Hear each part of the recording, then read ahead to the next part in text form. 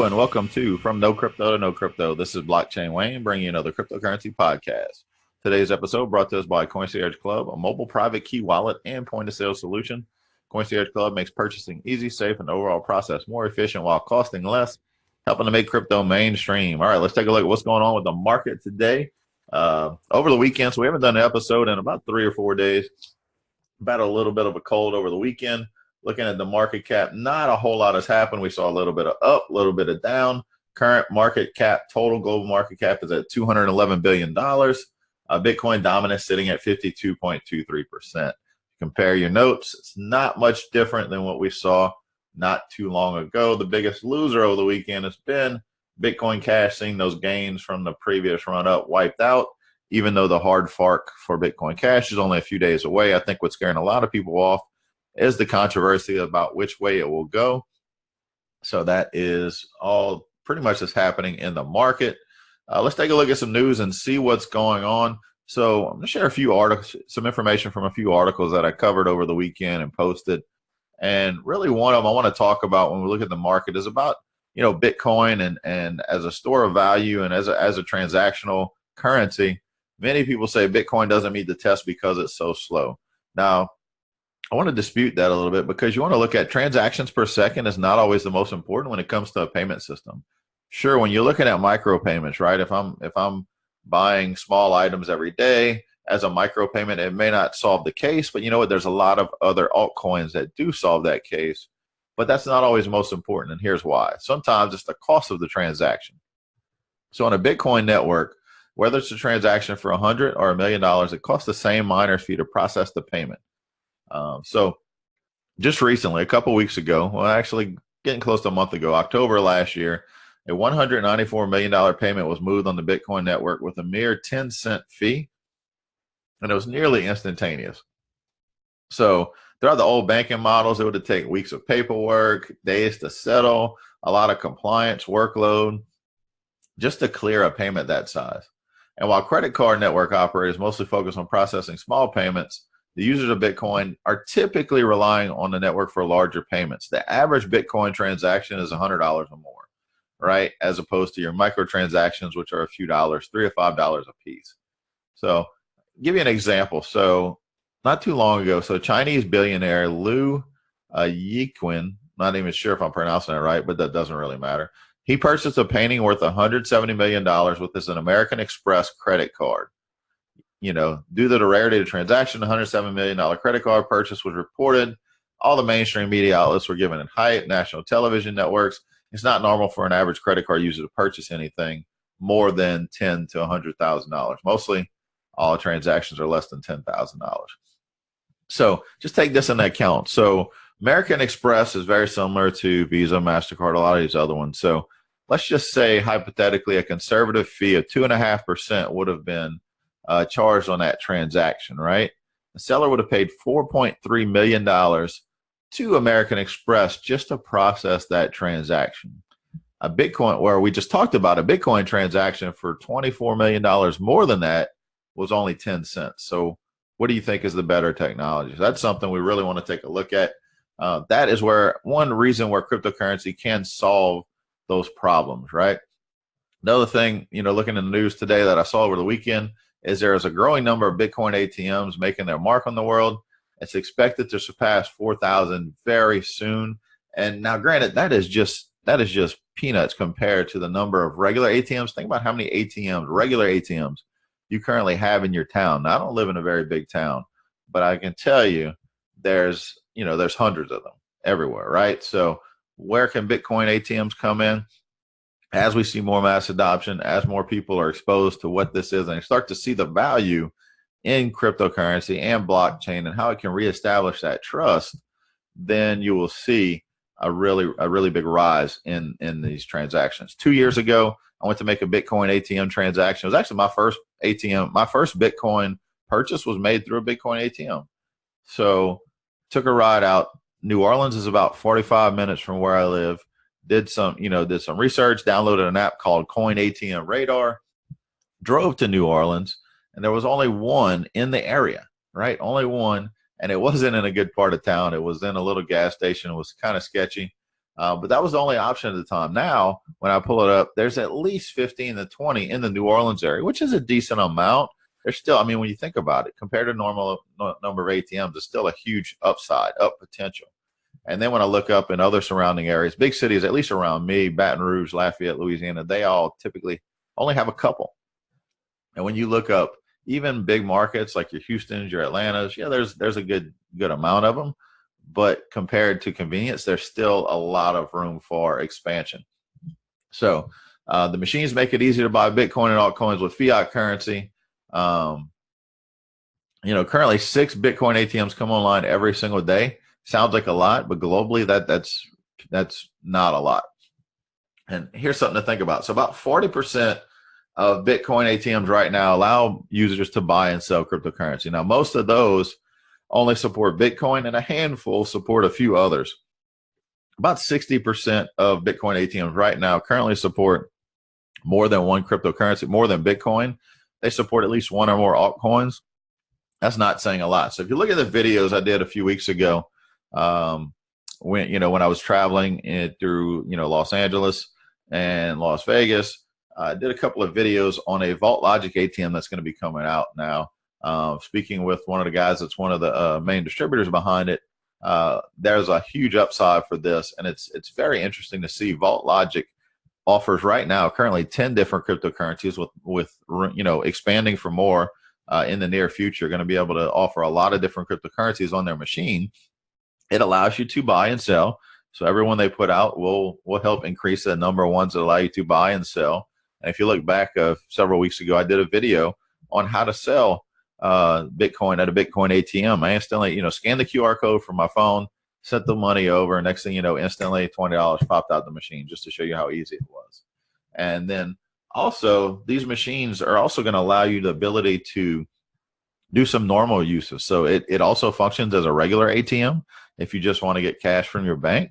It also allows you to pay bills, so you can walk up with a cable bill, phone bill, electric bill. It's going to have functionality to where you can pay bills on the app. You can buy gift cards, you can shop on overstock.com, and you can buy prepaid calling cards and international calling cards, all from the same machine. So people looking for those services are going to be drawn to it. They're going to see that it has the ability to utilize crypto as well, and you're going to see people start to dabble a little bit more in cryptocurrency. So a lot of good info to come. I will be sharing a video later today with a little bit more info about the Vault Logic machine, where they're going to be coming. They're hitting a lot of areas in the West Coast right now, but working on plans to get them distributed everywhere. That's going to really help speed things up when it comes to cryptocurrency adoption, which, if you haven't learned, cryptocurrency education, anything that leads to more mainstream adoption is something that excites me when it comes to this space. All right, so next up, I also shared an article. So Binance, over last week, released a platform called Binance Research. Now, what I like about Binance Research is it's another tool. Just call it a tool. So I've shared with you Coin Checkup, Coin Market Cap, different places where you can go to do research on cryptocurrency and coins. And Binance is looking to join the mix. They have shows current coin value, similar, and circulation info, which is similar to Coin Checkup and Coin Market Cap. They also list research articles on new projects. So there's currently 2. They're working on a third one that they say is coming soon, and they're going to continue to add to this, where they do a deep dive and post a research article into the cryptocurrency project behind it, just to give you some more info. There's also a ratings tab at the top. It ranks current crypto on their exchange using outside data. They use a third-party coin research company, but so far it looks pretty good. Every coin you can see in there, they give a rating, right? The first one listed, when you pull it up, they give Tron a rating. And I think their description and their rating is dead on with the current state of Tron and where it's at. Part hype, part speculation, but gaining legitimacy. And then there's some other ones as well. At least the top 10 I looked at that they gave ratings to seem legit. It's like a 5-star rating system where you can get anywhere from 0 to 5 stars based on how they rate your project and overall, just all the metrics they look at. And then you can click and get some details into what was put into that rating. And that's where I realized that it was a third-party coin research company that's feeding their data. But so far, so good. So far it looks good. So just taking a look at it. So I recommend you take a look at it as well. you can go to Binance.com and you can see a link there to the research site. Now, here's where I would warn you.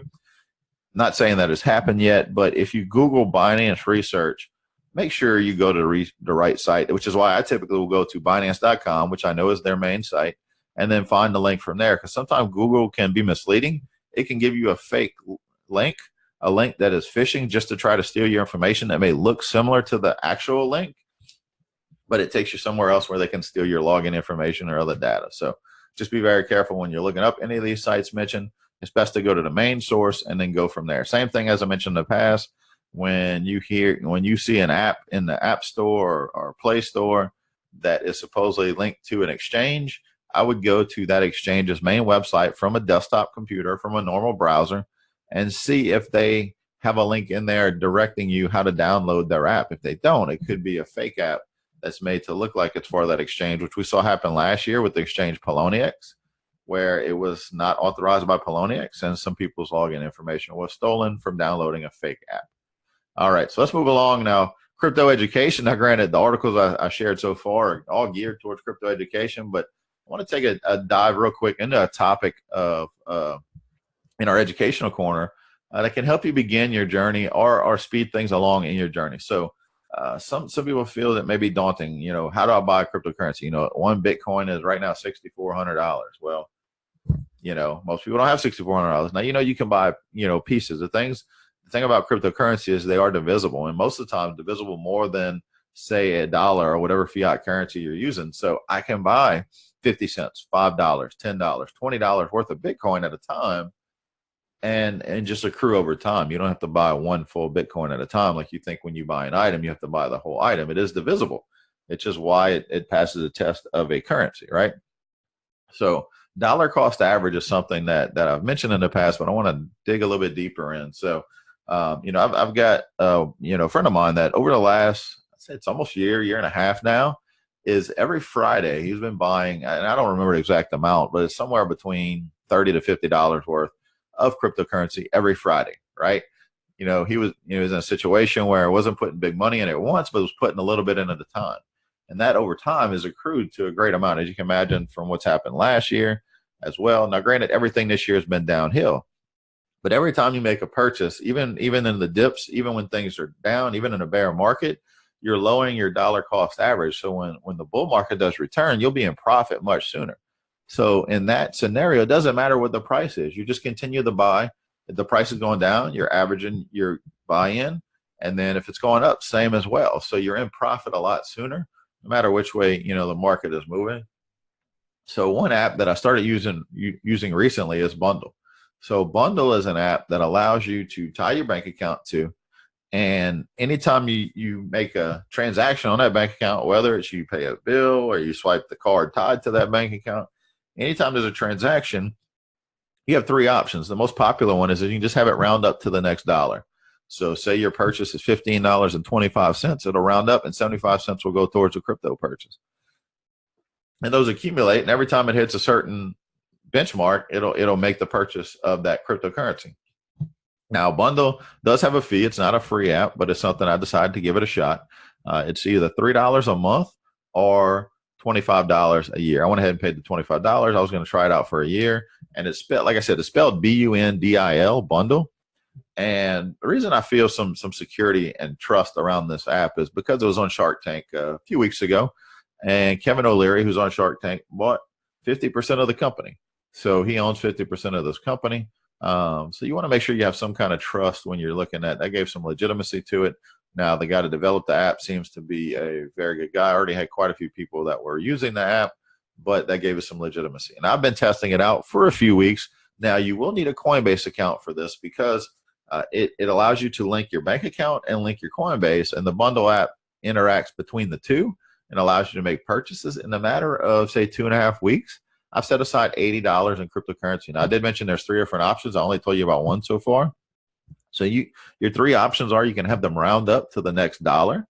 You can also choose to add 50 cents to every transaction. That's going to go to crypto purchases. Or you can add $1. And I decided to try the $1. Let's just see how that works out. And, you know, so far it's so good. Now, Now, do I recommend Coinbase or Bundle for buying large quantities of crypto? No, absolutely not. But this is not what you're doing here. This is for your everyday person that wants to get some dollars in the game and be able to grow that over time. And this is a perfect option. Now, the next episode, next topic I'm going to talk about in the crypto education, I'm going to go in the wallet security.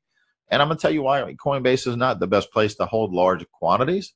But I'm also going to give you some options, some alternatives. I think there's a time and a place for all different ones. All depends on the amount you're holding in it and your level of trust with the company that is holding it. The more centralized the company is, but that's going to be covered more in the future. But whether it's Bundle, whether you download that app and decide to pay, or you just make it a point, say, hey, every few days I'm going to make a purchase, or every week or every 2 weeks I'm going to make a purchase. I'm going to put a certain amount into it. Right? You're hedging your bets against the dollar. What you would normally possibly put into, say, maybe small savings account, why not put it in the crypto? And see, because as I mentioned in past episodes about what's going on with the dollar, what's going on with fiat currency, they typically, all fiat currencies eventually go back to their intrinsic value. Which, what is their value? They're not backed by anything. Their intrinsic value is zero. Now, how long that happens or how long it takes to happen is yet to be seen. But I'm sure we can all agree over the last however long you've been alive, you've seen the purchasing power of the dollar diminish. That's not because the cost of goods are going up. It's because the value, the purchasing power of the U.S. dollar is going down as we experience inflation. So that is it for our episode today. Make sure to tune in for the next episode where we dig deeper in the wallet security. And that is it. I want to thank you for listening, and we'll catch you on the next episode.